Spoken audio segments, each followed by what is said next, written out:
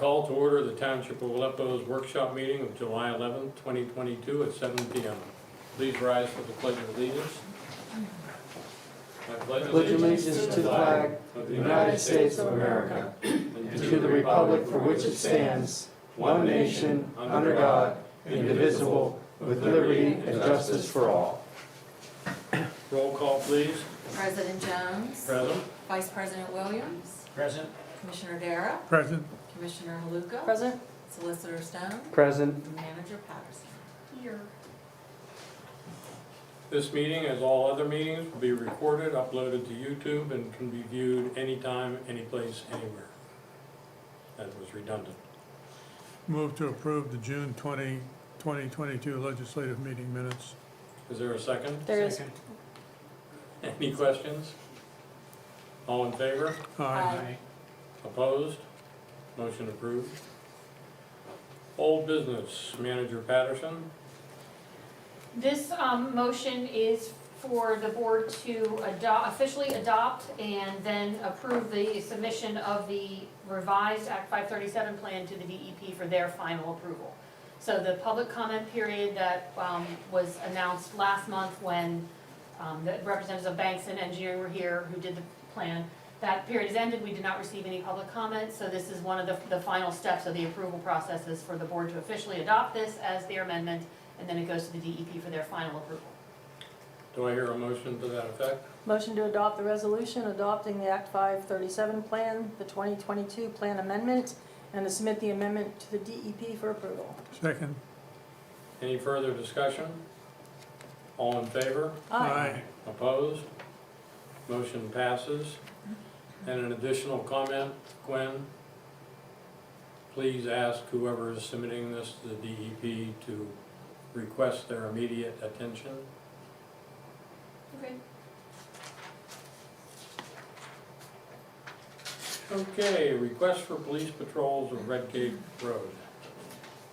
I think all of you recall we had somebody come to the meeting, and Gwen had a discussion with Ohio Township Police about an 8-hour shift.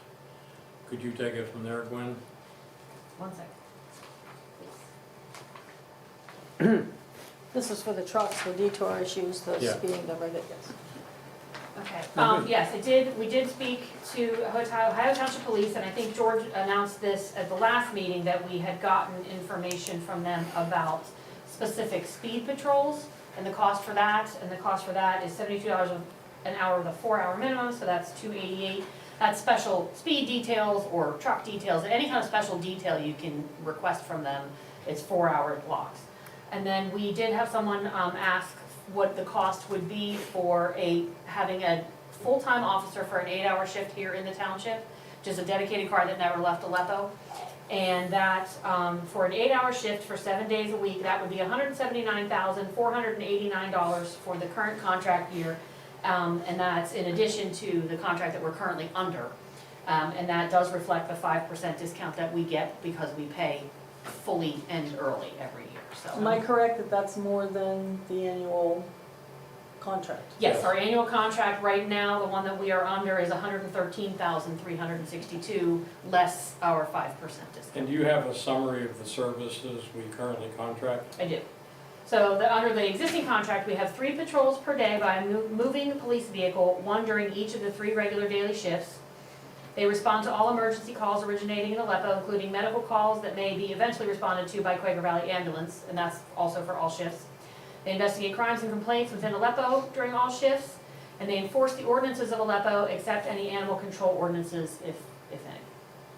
So basically, there's a car that patrols every 8 hours. They take a different route. They don't always go the same path, so people don't get used to seeing them at the same time, every day. And they respond to all calls that originate in Aleppo. Weren't we gonna have somebody try to talk to the GPS folks about taking that route off the GPS? Yes. Yes. We talked about that, and Judy was gonna help look into that and see what the process is. I found a way to submit a request to change a road name, but I didn't find anything yet about how to deter that.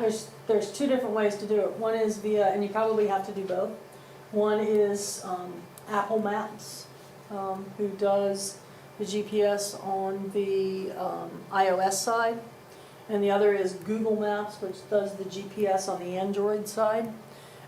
So there's two different operating systems. Both of them have a form that you have to fill out to legitimize what you're asking them to do. And interestingly enough, it has to come from a legislative body, which obviously we are. So, and then I forgot to download the forms and bring them on review tonight because I brought you all those other paperwork tonight. And so So by the time it gets done, the construction will be over and we won't need it. oh, it takes a long time to get it done. Yeah. It takes a long time to get it done. But we could get it done as far as wanting GPS to send Take that all road of off their these, map. or, yeah, either take it off the map or restrict it as a non-passable road above Yeah. local traffic. So, which doesn't come up, it just sends people another way. Different way. So in response to the two issues on Redgate, speeding and tractor trailers, Ohio Township Police have suggested that rather than more than doubling our current contract, we do discrete speed control events. And we can talk about that in detail. And in regard to the tractor trailers, I noticed coming out of the Giant Eagle Eatsdale, it says, no tractor trailers, not a GPS route. And it's on a private road, and I don't know what we would have to go through to do something similar. You're right, that sign going up on the, Right. And yeah, then secondly, there is a weight limit sign on Redgate. If you're at Deer Run, Merriman, Redgate, just as you're turning, there's a 10-ton weight limit. Yeah. Well, that also says don't take tractor trailers that weigh 30,000 pounds unloaded. So it's, again, we think that some additional signage, which we're investigating with PennDOT, et cetera, and some speed control events are being recommended by Ohio Township as opposed to $160,000. And I think when the audit is finished this year, which should be in a month, Gwen, I would hope. We're just waiting for these, a couple reports from our actuary. the Finance Committee thinks it's appropriate to give an overview of the township's financial situation. And just to give you an idea, we upgraded our 20-year Public Works Roads Reserve Study. Asphalt has more than doubled. So there are some pressures. petroleum product. There are some pressures other than 3% more for paper and 8% more for this. In the 2018 reserve study, the total for reconstruction of all the roads was 4.6 million. This one came in at 9.1. So, they're just things that we have to address as we want to continue to keep the reserves functioning. So we'll bring that up in a month or so. Okay, any other discussion about the police patrols on Redgate? So we're not ready to take any action on that yet. No. Okay. I think we should consider how much money we want to spend, 288 at a time, on speed control, on having a police car for 4 hours. I think we should spend something, but just think about that a little bit. Right. Okay, Gwen, would you give the background on the resolution to approve the Masonic Village bond refinancing? I'm gonna let her do Harlan? that. Thank you. Well, turns out that there is a provision in the Internal Revenue Code dealing with the use of an authority funding for a private entity. And back in 2001, actually before that, Masonic borrowed a substantial amount of money in the millions from the Lancaster Hospital Authority, presumably initially for the purpose of constructing both this facility and another facility in the eastern part of the state. And then in 2001, they did a refinance of that original financing project. in order for the borrowing authority, or the borrowing entity, in this case Masonic, in order for them to get their IRS approval, they have to have, it's required under the code that they have what they call the public sponsor, hold a hearing and pass a resolution saying, in essence, that the community supports, or the community realizes the value of this particular private enterprise. Now that was done initially. It was also done for the refinancing in 2001. I was contacted several weeks ago by the attorney, the bond attorney for Masonic, who requested that we schedule a hearing again because they're refinancing again, and that we consider a resolution that night in the same form that we had done on the two prior requests. They pay for all the fees associated with it through the bonding, through the bond issuance. They pay the attorney's fees, and they pay for the advertising of the resolution and for any transcript made of the hearing. They also, the attorney, the bond lawyer, also volunteered to come in from Reading, PA, and make a presentation to the board, along with, he will be bringing with him an executive from the headquarters of Masonic in Lancaster. And so we did advertise that, and the hearing has been scheduled for your legislative meeting next week. Next week? Yeah. If you want to look it up, I did. The reference in the code is to FERTA, F-E-R-T-A. It's a requirement for private annulment or private. I'm glad I'm not the only geek. I looked that up too, and it took me a long time to. I'm right, that was FERTA, right? Yeah. Are we entitled? That's why I was smiling. Are we entitled to be compensated for this?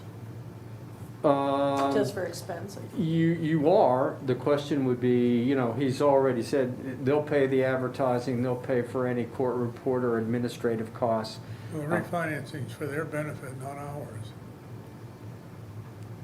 That's true, although in this case, I think they would say that if we don't do this, if we stand in the way of their refinancing without a reasonable basis for objecting to it, then we would be responsible, and I would not want to see that happen either. It's millions of dollars, and so he made it sound. The attorney made it sound like it's usually a relatively with nursing homes. It's a relatively routine procedure because most communities don't object to nursing homes, whereas when I asked him if anyone's ever objected to any of these bonded refis in the past, he said sometimes with private, if it's really private, like a defense contractor, a manufacturer, and there are issues of noise or issues, in the community about nuisance. But with nursing homes, he said it's always pretty much standard. Are we entitled to be reimbursed for your attorney's fees charged to us?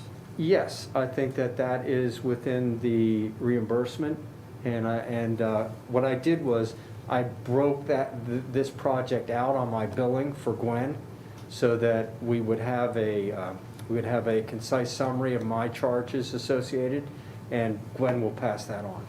Okay. Any other questions on?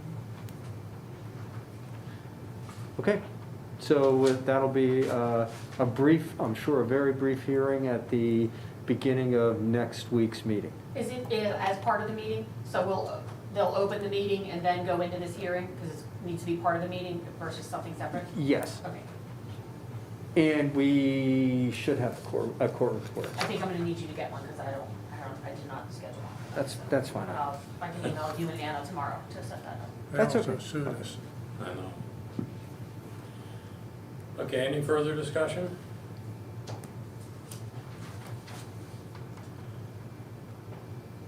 Do I hear a motion to agree to the Cargill Inc. bid of $88.96 per ton for road salt? Are you gonna make that motion, or are we just gonna? Why not? Second. Or, do we need any time, Gwen? I don't That's- think That seems to so. be pretty straightforward. Yes, Is that more or less than last year? it's more. I have in my notes, I think the price last year was 78.82. Samantha. So, and now it's 88.96 per ton. Okay. So. And we didn't use all the salt that we purchased last year? No, we have, yeah, we're correct, we have some in the building, and we have to put in an estimate for the amount that we're gonna buy every year, and then we have to buy between 80% and 120% of that at this price. Okay, is there a motion to that So effect? moved. Second. Good enough, Patty? Yes. Any further discussion? All in favor? Aye. Opposed? Motion passes. There is no citizen participation. So at 7:17, we will move into an executive session to discuss things with potential litigation. So let me put that into context. I have one thing before that. if Go ahead. Oh, You sorry. go first. We talked about that waste management requesting a 6 AM start time. Right. Waste management, our contract with them allows them to start at 6 AM. Certain municipalities in the Quaker Valley COG have a noise ordinance that begins at 7 AM. So Waste Management approached all of us as a group and said, ask for permission to start at 6 AM on certain days, especially when it's very hot, because they've had some issues in the extreme heat of some of their drivers and their workers having heat exhaustion. So they're looking to be able to start earlier on those days so that they can finish their routes earlier instead of in the middle of the afternoon. The other Quaker Valley COG communities that I've heard from have all said, given their okay so far. All Waste Management needs from us is an email from me saying, yes, that's fine, please go ahead and start at 6. And we already approve it in our contract? In our contract with them, we did already approve a 6 AM start. And will they be able to give some advance notice when appropriate, like if they know it's gonna be 95? They already start at 6 AM here, because it's in our contract, they already do start at 6. Okay, So, So we're just checking the box with COG. There you go.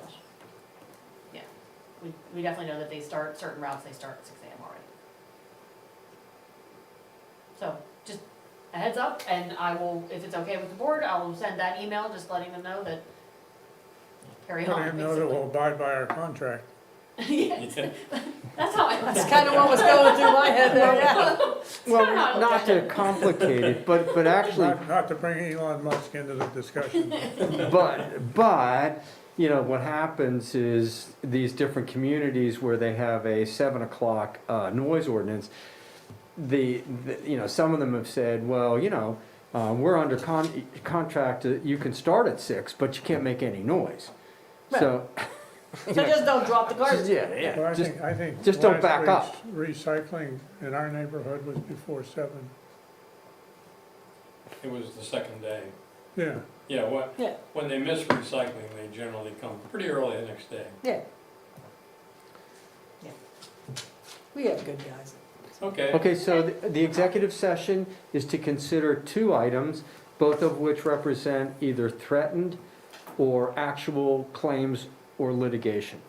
One of them deals with the stormwater drainage system on Deer Run Road, and the other deals with what's the second one? Glenn Minot? Oh, a developer and an issue involving his sewer planning module with DEP.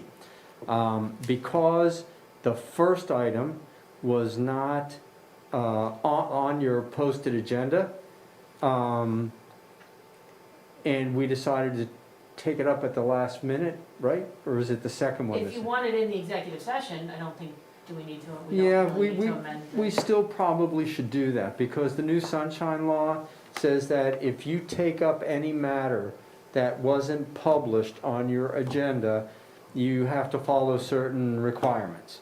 And I can't say that anybody that I represent has taken that charge very seriously, but to be perfectly correct about it, what you should do in this situation where you're adding a late agenda item is take a vote. You can do it by majority vote of the commissioners, and if the majority votes to entertain that item, then that Even carries. under executive session, huh? I think it's on anything, Okay. because. No, that wasn't questioning you, that was learning. Yeah, I think so. To be on the safe side, I think it just makes sense. So I think you should Would you entertain express the vote that needs to be voted on? a motion to, first, entertain a motion to address an item that was belatedly submitted, and for which there was not sufficient 24-hour notice to put in the posted agenda. And second, a motion to adjourn into executive session to consider both that item and the other item involving threatened claims or litigation. So moved. Second. Any further discussion? Good enough, Patty? Yes, Did you get all that? yes I did. Wow. We have a court reporter. So then at 7:22, we enter into executive session.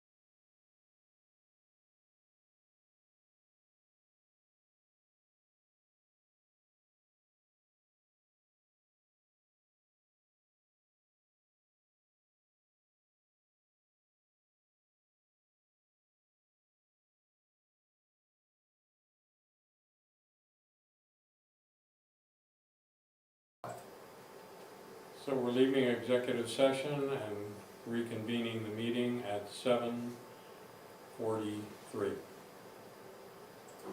Any other new business? Any other subjects?